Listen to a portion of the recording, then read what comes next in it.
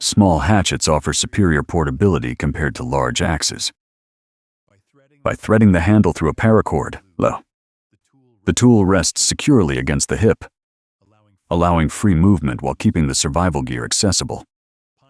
Pine roots resist decomposition long after the tree falls. Exposing the cut end reveals a dark red resinous core, rich in natural oils.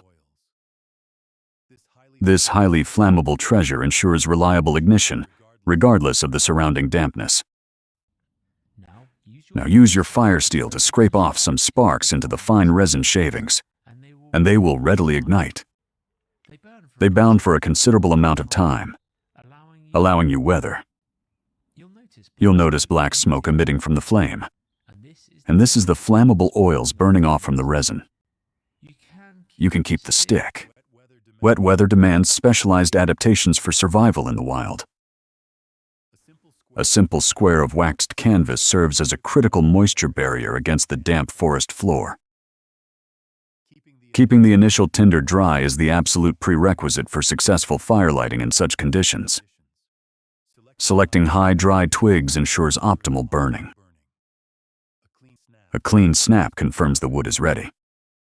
The canvas mat prevents ground moisture from seeping into the carefully gathered kindling. The silver birch bark emerges as the premier natural fire starter within these dense woods. Its distinctive outer layer harbors betulin, a highly flammable compound that generates distinct black smoke as the embedded oils burn away. This natural chemical defense mechanism, which typically shields the tree from pests and disease, transforms here into a vital ignition source for survival in the harsh and wild conditions. When birch bark is absent, exposing the dry inner heartwood becomes the alternative strategy. Striking the knife spine with a wooden baton cleanly splits the damp exterior. Revealing the dry core provides a much higher chance of sustaining a flame in hostile conditions. The fact: now using my knife, I make fine curls towards the bottom of the stick. These need to be as thin as possible, but not too thin that they fall off a stick. I do stop it from burning well. I keep a small fire steel in my kit at all times. I lay my fire steel on the stick so that it is directly opposite those fine shavings that I just made. I then shower it with a few sparks. The fine curls ignite first, and then I tilt the feather stick vertically so that the fire, carefully stacking kindling, establishes a solid foundation for heavy fuel. The Polish lawu consists of 2 military ponchos buttoned together. This versatile item functions as both protective clothing and a key shelter element. Deploying a center pole rapidly converts the ponchos into a durable 2-person canvas tent. Inside, a collapsible stove maximizes the compactness of the entire setup. Canvas proves to be an enduring material for withstanding the harsh elements of the wild. Modern survival gear often hides incredible utility in miniature forms. These seriously compressed tissues, no larger than a coin, expand instantly upon contact with water. They provide a durable hygienic solution for cleaning in remote environments. A sudden cool breeze signals the imminent arrival of heavy rain, leaving little time for hesitation. The lightweight DD Superlight tarp is swiftly extracted from its compact bag and securely tied to a sturdy pine tree.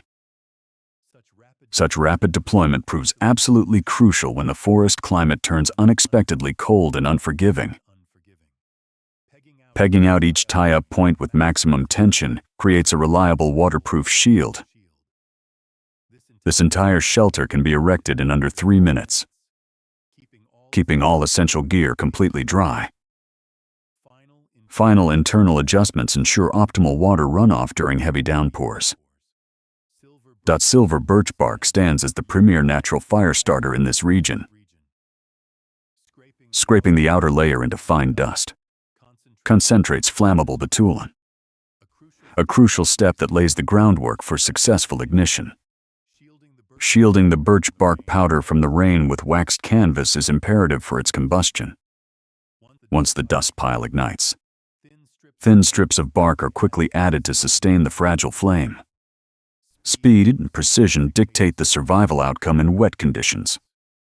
Placing a horizontal stick beneath the initial twigs creates a crucial air channel for oxygen flow. Hunching over the fragile flame protects it from the rain, while allowing heat to build at the base. Such deliberate patience in these early stages guarantees a strong and roaring fire later on in the process. As well as you only really need to do this at the beginning stages, or at least until you have enough of raw and flame. And now you can relax and enjoy some time in the woods. I've not had to add any sticks to the fire in this time. These coals would be great for once the fire is established. It requires minimal maintenance. Cutting 3 sticks to equal length initiates a reliable boiling apparatus. This simple geometry forms the foundation of wilderness cooking. Tightening the fraps secures the lashing, enabling the 3 sticks to rise as a rigid tripod structure above the burning embers. Suspending the billy precisely over the center of the fire ensures maximum exposure to the rising heat.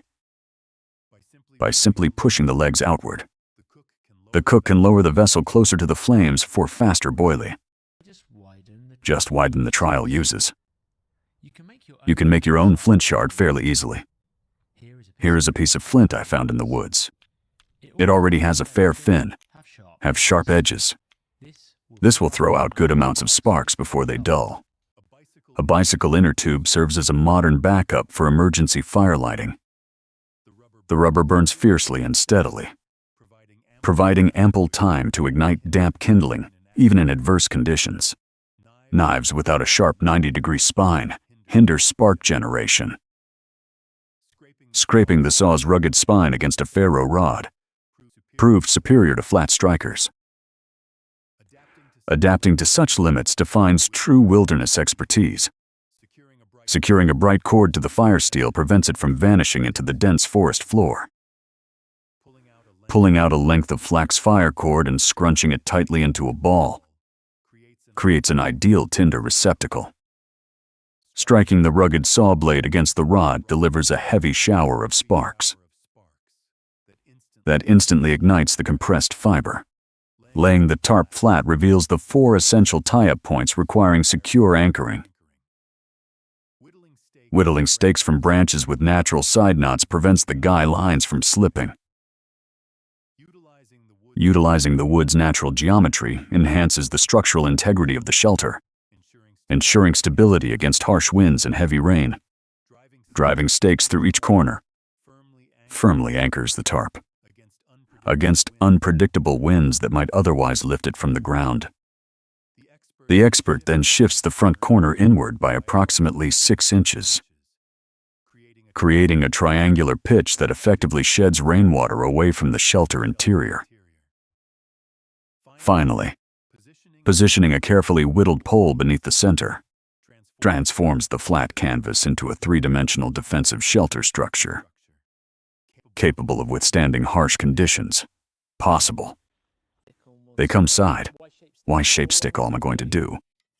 I've sawn it off the main branch here, and all I'm going to do is where this main trunk comes and meets the fork of the Y. I'm just going to sew there like that. So now the trunk of the stick, the main branch is gone, and I'm just left with the Y shape there, which is now a V, so about 3 inches. From the main stick, I'm going to cut something. A bit off, trimming the Y-shaped stick to the desired length prepares it for precise carving. Marking an X on the upper section dictates exactly where the rope will eventually rest. This deliberate incision serves as the essential first step in crafting a versatile and sturdy and reliable pot hanger. The blade is driven gently into the wood, creating deep diagonal crosscuts along the grain.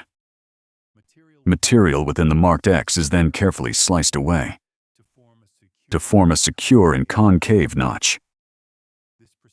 This precise removal of wood ensures that any rope or pot handle will sit firmly in place without slipping during use. Combining stop cuts with slice cuts allows for controlled and clean material removal. Refining the notch on both sides creates a symmetrical cradle capable of bearing significant weight. Mastery of these fundamental carving techniques transforms a simple branch into a vital tool for survival in the wild. Testing the notch depth ensures the structural integrity of the wood is not compromised. The finished Y stick is hung over the fire, demonstrating its immediate utility in the camp. This design allows the hook to be oriented in multiple directions for maximum flexibility and ease of use. Resting the kettle handle in the carved notch provides a secure suspension point over the flames. Though it appears precarious, the precise geometry of the cut prevents accidental dislodging. This multi-use tool can be easily adapted for various camp tasks beyond cooking, demonstrating its versatility in the wild. By securing a tight arbor knot around the carved notch, the expert creates a robust anchor point on the tree. This allows hanging a heavy, gear-laden backpack, keeping it dry and elevated above the damp forest floor. This simple strategy preserves essential equipment from moisture and maximizes valuable space in the camp area. Larger Y-shaped sticks provide the structural strength required for heavier camp infrastructure. Shaping the bottom ends into sharp points prepares them for deep ground penetration. These robust forks will serve as the primary vertical supports for a substantial cooking frame, ensuring stability and durability in the wilderness setting. Round and you can knock in, but it's really strong. Generally, it's really a tough if it's not too rotten. But just knock those in. But now, with my 2 Y-shaped sticks in the ground and a straight stick, over that I've made a spit for the fire, and then I can use my second Y-shaped stick to hang that from the horizontal beam. I build my interlocking the forks of 2 Y sticks creates a stable apex without the need for complex lashings. Inserting the third stick underneath the first 2 forms a self-supporting tripod. This ingenious mechanical joint relies on friction and gravity to maintain perfect structural rigidity. Pushing down firmly on the center confirms the immense rigidity of the interlocked wooden frame. Wrapping a simple cordage loop around the apex provides a secure hanging point directly above. Folding the loop over itself creates a quick release mechanism for easy height adjustment. Pulling the inner loop through the outer one creates a secure, non-slipping grip that holds firm. Inserting a small wooden crossbar locks the cordage firmly in place, even under heavy loads. Suspending the kettle from this central bar ensures it hangs perfectly balanced and steady above the fire. The completed assembly blends natural materials with primitive engineering. Adjusting the cooking height requires only widening the tripod legs. This elegant simplicity removes the need for complex mechanical pulleys when in the wild. Bringing the legs closer together raises the kettle away from the intense heat. Tying an overhand loop in the cordage offers a simple alternative method for hanging the pot hanger securely. The weight of the kettle keeps the loop stable, preventing unwanted rocking and ensuring it swings smoothly during the boiling process. Hanging the kettle from the carved notch keeps the synthetic cordage safely away from the direct heat. Survival safety is not just about building a fire, but rather about protecting your gear from its destructive heat. Prolonged exposure to high temperatures will eventually weaken and snap standard paracord. Using a wooden intermediary drastically extends the lifespan of the suspension rope. Transitioning to firecraft, identifying the right tinder bundle requires observing the forest floor closely. Dry materials that can be fluffed into a bird's nest shape. Hold the key to rapid ignition. Into a bird's nest, you will suddenly realize actually quite a wide variety of natural materials that you can use for lighting fire. For example, here behind me, there's just lots of green bracken. And whilst green, like this bracken is useless for lighting a fire. It's just gonna smoke. But when it's dead and die back like this one here, you've only got to snap off a few of these dry branches. Like so, just one bit of bracken there, and then Punch it up into a bowl, make it a little bird's nest, and I can put an ember in there, or I could do this. There you go.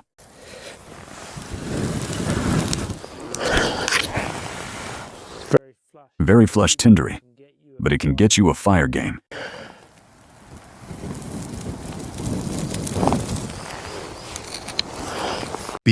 Beyond bracken, the inner bark of cedar and peeled honeysuckle vines serve as exceptional tinder. Rubbing these fibrous materials between the hands creates a highly receptive spark catcher. Keeping a pocket full of dry fluffed bundles ensures fire-making readiness.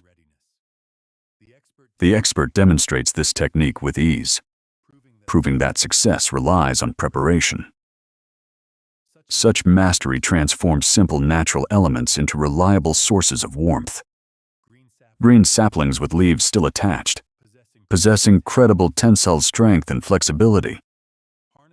Harnessing this natural elasticity allows for the construction of dynamic spring pole snares. The living wood stores potential energy ready to be released the moment a trigger is disturbed. Crafting multiple components from a single sapling demonstrates the remarkable efficiency of natural materials. The trigger system remains tensioned until the bait is taken, launching the snare with lethal precision. This same flexible wood can be woven into intricate fish traps for sustained foraging efforts. Weaving thin saplings in and out of vertical uprights creates a sturdy conical fish trap. Pulling clematis vines from the trees provides a spider-like framework for basket weaving. Interlacing smaller vines through the spokes transforms raw forest materials into practical containers. The rudimentary in appearance, these woven baskets offer unmatched practicality for carrying forged goods. Years of working with flexible greenwood have forged a deep understanding of natural material properties. The wilderness rewards those who recognize the hidden potential in every bending branch and vine. It's pretty incredible what you can actually make.